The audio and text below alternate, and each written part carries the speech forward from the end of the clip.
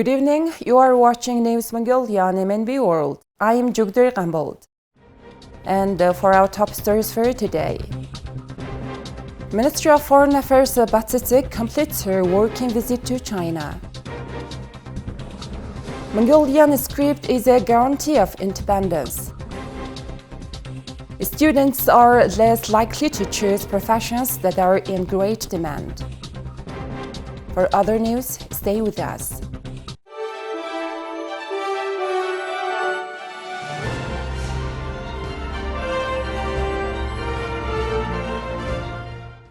The Ministry of Foreign Affairs of Mongolia, Battsetseg Batmong, paid a working visit to the People's Republic of China on May 1st and 2nd, 2023, at the invitation of a State Councillor and Ministry of Foreign Affairs of the People's Republic of China, Mr. Qinggang.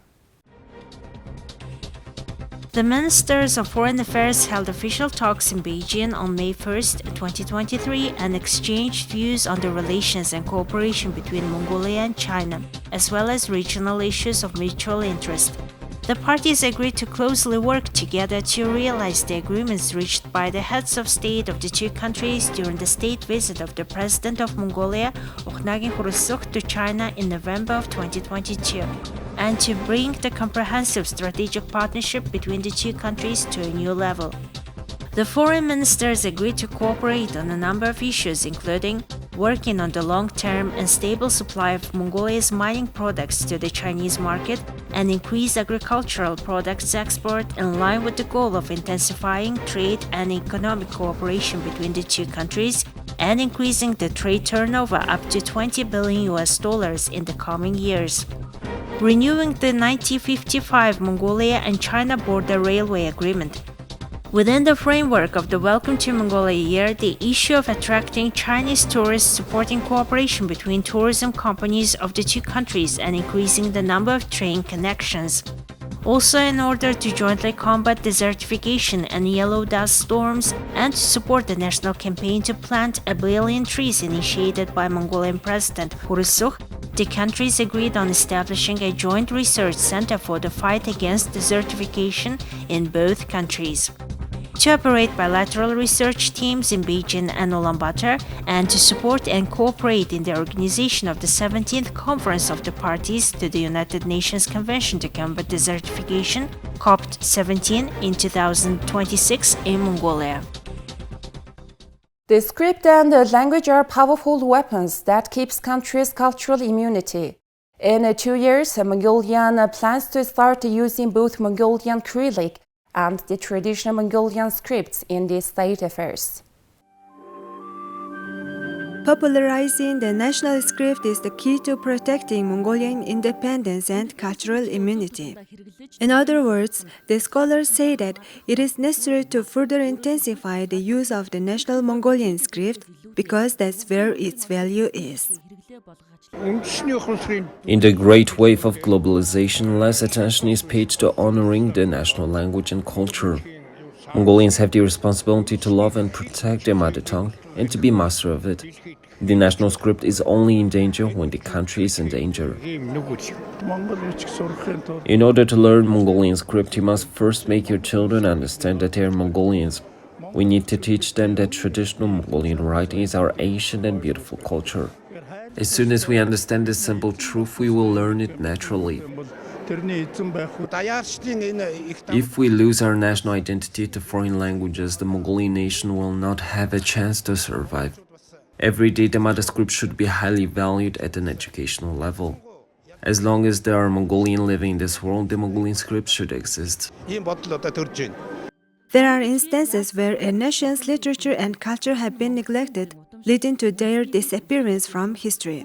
It's crucial that we recognize this and take action. We have made significant progress in reviving the nearly forgotten Mongolian script and elevating its importance. Within 2 years, we will become a dual script nation, conducting our state affairs in both Mongolian script and Cyrillic Mongolian. Strengthening our national immunity by prioritizing our language and culture is a critical task for any independent country. Teachers, forestry engineers, agriculture and farming specialists are in high demand in Mongolia. There are more than 3,000 open job vacancies in these sought-after professions, but there is an acute shortage in the labor market due to very few students choosing these professions. For instance, this year 197 students will graduate from the 12th grade at the 48 secondary school. Among them, after considering their career options, only one student chose to pursue a career in livestock, and one student chose to become a preschool teacher. Ironically, these are actually the leading professions that are in demand in Mongolia. I grew up on a farm since the age of 3. I think that pursuing animal husbandry will lead to more opportunities in the future. Unfortunately, very few students in my generation chose to study agriculture after completing high school. Since childhood, I like working with children, and since I have experience of growing with many younger siblings, and in light of the high demand for preschool teachers in my country, I have chosen this profession with the hope of securing job opportunities after my graduation. In March of this year, the government released a list of in-demand and priority professions in higher education. The list included professions that are currently in demand, such as preschool, elementary school teachers, chemistry, physics, mathematics, biology, geography teachers, tourism, nutrition science, forestry, dairy science, nursing, physical therapy, and psychology. Among the 83 leading professional directions, there is a demand for agriculture and animal husbandry, oil processing technology, electrical engineering, information technology, and renewable energy in the priority areas of higher education. However, many students often tend to choose professions such as lawyers and economists, which are currently experiencing a surplus in the market. Out of 197 graduating students, only 2 have chosen a profession that is currently in demand. Unfortunately, most students are not choosing from the in-demand majors when making their final choices. Furthermore, it is unfortunate that none of the students have chosen a career in teaching. 4 years after graduation, many students waste valuable time due to lack of understanding about the demand for various professions. It is common to see students changing their majors after 2 or 3 years of study, which can lead to wasting one's time and starting the learning process for a new profession from scratch. Last year, more than 30,000 students graduated from university. Of these, only about 300 specialists graduate from the most sought-after professions, such as agriculture and forestry, which is only about 1% of the graduates. According to the labor market research, more than 3,000 jobs are vacant in these sectors. If studying in a sought-after major, students can often study with subsidized loans and scholarships. Graduates for in-demand professions have a higher chance of securing employment. Firstly, students who choose majors that are high in demand have more opportunities to receive government grants and subsidized loans. Secondly, we will be announcing these categories and rankings of our higher education based on the percentage of all graduates who secure employment immediately, with this being the main factor in determining the most important indicators. There is a surplus of business management and legal professions in Mongolia. For example, 1/3 of all the students who graduated last year, or more than 10,000 students, acquired the above profession. Experts say that by choosing a profession that is in demand in the market, it is possible to obtain employment and a good salary immediately after graduation. Please take a look at the current affairs of Mongolia. A delegation led by the Speaker of the National Assembly of Hungary, Kovr László, is paying an official visit to Mongolia on May 4th to 7th. The Traffic Police Authority has announced that some roads will be temporarily closed during the visit. Starting from Thursday through Sunday, there will be temporary traffic restrictions in the CBD area of Ulaanbaatar around Nadamchan Street, Chingiz Avenue, Ikhtavan Avenue, Mongol Street, Sukhbato Square, and Bakhtaru Street in order to ensure the safety of the official delegates. Road traffic participants are advised to comply with the legal requirements of police officers on duty during this period and to avoid any unnecessary travel if possible. At the invitation of Komcharin Zandarshatr, the Speaker of Parliament of Mongolia, a delegation led by Laszlo Kövér, Speaker of the National Assembly of Hungary, will pay an official visit to Mongolia from May 4th to 7th. The purpose of the visit is to hold official talks and discuss matters of mutual interest such as bilateral relations and interparliamentary cooperation between the two countries.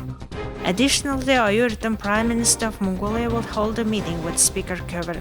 And it is worth noting that Mongolia and Hungary established diplomatic relations in 1950, and this upcoming visit is the second visit of the head of the National Assembly of Hungary to Mongolia, signifying the importance of expanding relations and interparliamentary cooperation between the two nations. Now here comes the currency exchange rates provided by the Central Bank of Mongolia.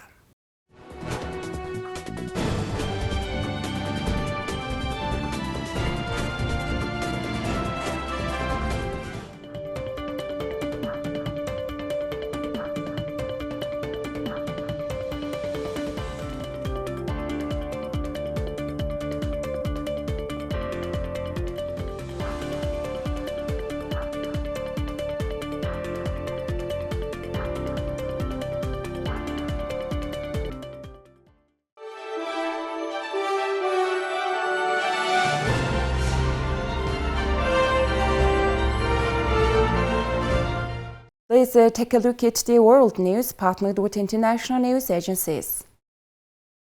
Russia claimed it foiled an attack by Ukrainian drones on the Kremlin early Wednesday, calling it an unsuccessful assassination attempt against the President Vladimir Putin and promising retaliation for what it termed a terrorist act. The Ukrainian president denied it, saying, "We don't attack Putin or Moscow." Putin wasn't in the Kremlin at the time and was at his Novo-Ogaryovo residence outside Moscow, his spokesman Dmitry Peskov told Russia's state news agency RIA Novosti.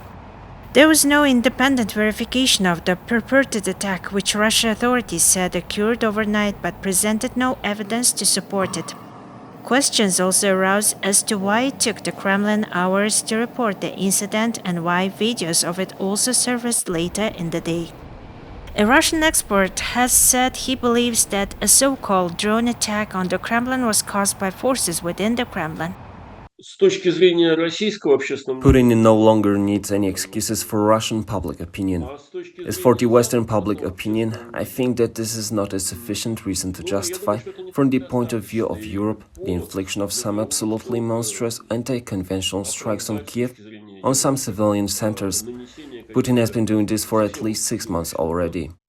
Amid tiredness, irritation against Ukraine, against the Kremlin, and against the US, people in Russia trust no one. This is the phase that is currently going on, and amid this phase, public opinion in Russia cannot be seriously frightened, united, mobilized, or inspired by such events.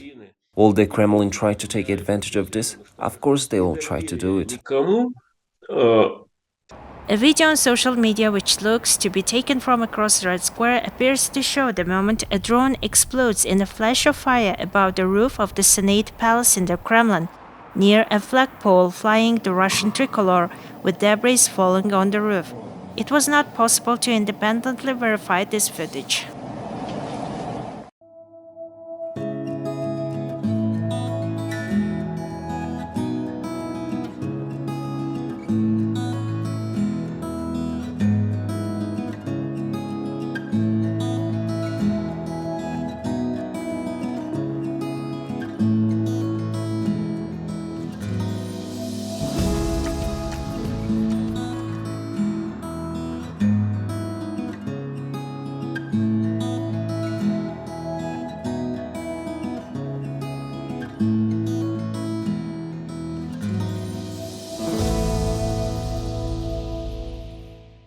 Well, that's all for today. Thank you for staying tuned. We'll see you next time with more news and updates. Have a nice day.